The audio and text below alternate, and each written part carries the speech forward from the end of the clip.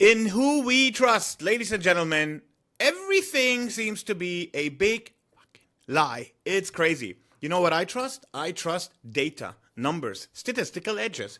But hey, let's have a look at what's going on.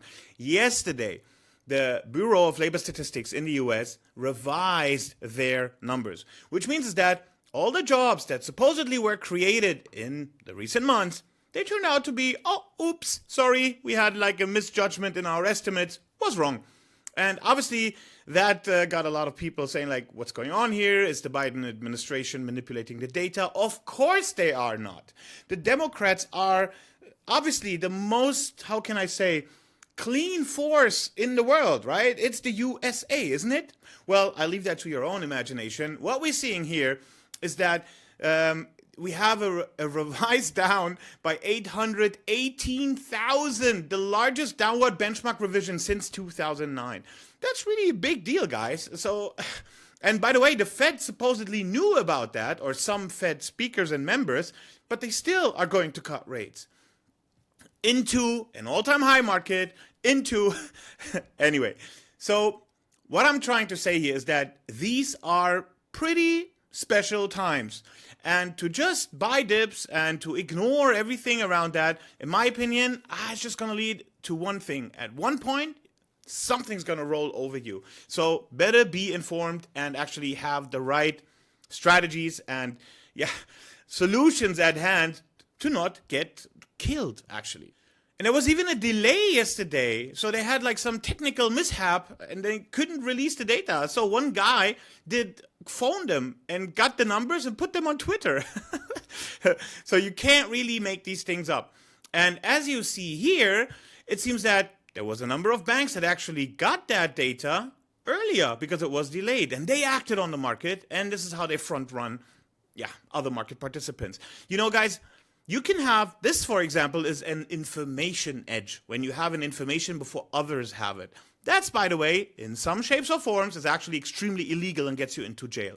A statistical edge is also an advantage, but it's not illegal. So I better focus on that, to be honest. What else we have?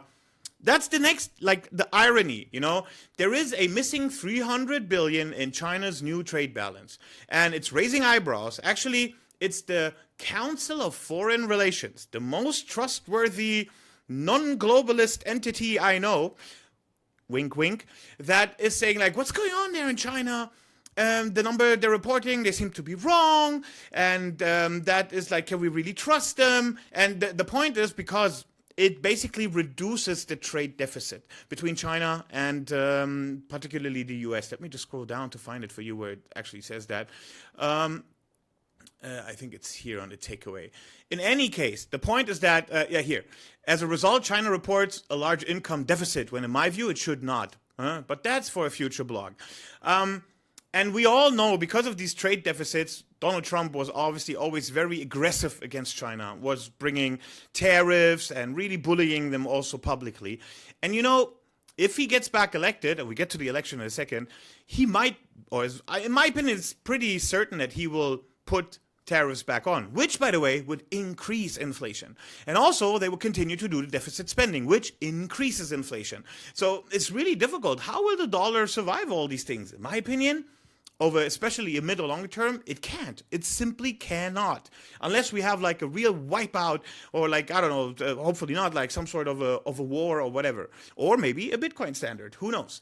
But that's really, in my opinion, why we should be careful about markets. They're really running extremely hot in anticipation of the rate cut. That seems to be very clearly coming, but there are so many cracks on the surface. So if you haven't taken profits, you may want to consider doing that, in my opinion.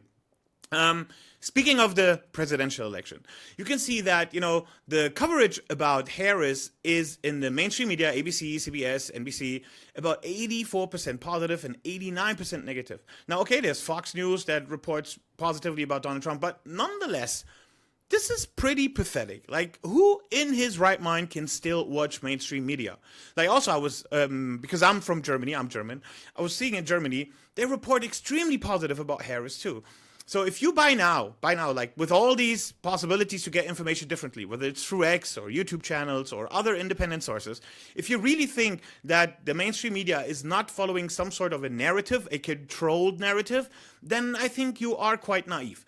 And so why do they want to push Harris so much? Because in my opinion, look, I don't want to make a political statement here, so I don't want to endorse any president, not that that matters anyway, but if you just think about what Harris has been saying, like for example, by the way, if you look at the polls on X, there is 5.8 million votes here, and they're largely in favor of Donald Trump. Now, obviously, this could be an echo chamber because a lot of people that value freedom and are less brainwashed, you could argue, could be on X. So that's why you also need to take this with a grain of salt. But to get back here, so Kamala Harris backs President Biden 44.6% capital gains, which is crazy. Like, taxes have never really helped. Like, even if you look at the history, the economic history of, any empires, that is the first step to a failure, because all the ones that bring innovation, that bring successes, they're not going to stay there. Especially, proposal to also include 25% tax on unrealized gains. Like how are they going to do that? If you not realize your gains, you're still going to get taxed on, but what if it goes down again? So then you can refund it? It's just, I don't know, it adds so much complexity and nonsensical things. Obviously, Harris wants to, both are going to overspend so massively. I'll definitely keep an eye on that election. It's going to bring a lot of volatility to the markets. And speaking of volatility in the crypto space, that might be actually right now, in my opinion, one of the most interesting opportunities with the highest EV, meaning like the highest upside potential versus the risk you're taking.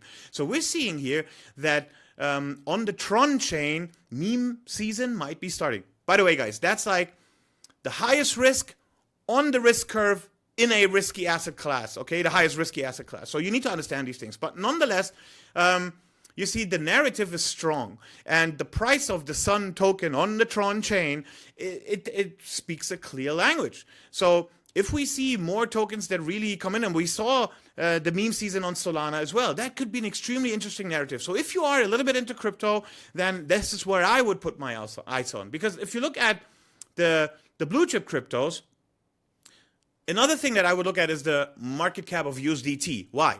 Because usually when cryptos are bought, USDT stablecoin are sold for that. This is a weekly chart. So we've seen that USDT in the recent weeks actually was rather going up, meaning cryptos were sold, right? Like non-stable cryptos. So here we have the next average. I think this is the 8 EMA on a weekly. If we break that level, that would be a positive sign also for Bitcoin, Ethereum, Solana to go upwards. So that is, for me, extremely important to watch, because otherwise we've seen that cryptos are rather sideways trending, and you can only trade in extremely small ranges. Now, for a range trading strategy, that's fantastic. But you got to be careful when the range breaks. You got to have your risk management in place, or otherwise you will lose all your money. That happens to a lot of people that use a lot or too much leverage in a too small range. Yeah, so make sure that you're not one of those guys.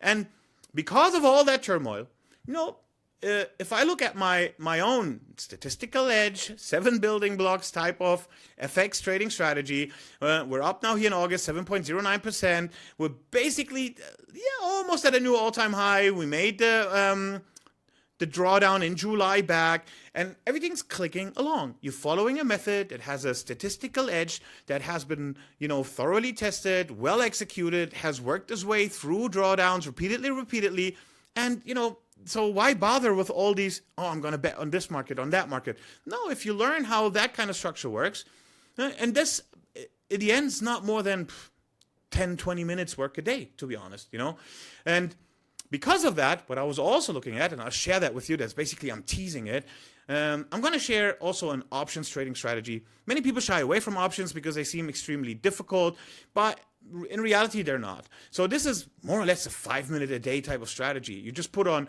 a couple legs here. You have the deltas. You use a certain stop loss, and that's it. And then you just let the trade run out. You could do that every day at the same time. And you see, you made here around 40,000 profit with a $10,000 account. And there's obviously filters also as to when you should trade, when you should not trade, and that's it. Like, why bother with all these other things that can deplete you, exhaust you emotionally, and are very complex if you could just win with a statistical edge, right? So if you're interested to learn more about what a statistical edge is and how I actually create these strategies and make them, have these kind of returns like you see here, obviously you can check out on the link under my video. Other than that, let's see what the next day is going to bring. It's certainly going to be extremely interesting. Tomorrow we have, it starts today, but we have Jackson Hole, so that is where all the central bankers meet, and everybody's going to look at Jay Powell tomorrow and what the Fed's going to do. So stay tuned and have a great day. Bye-bye.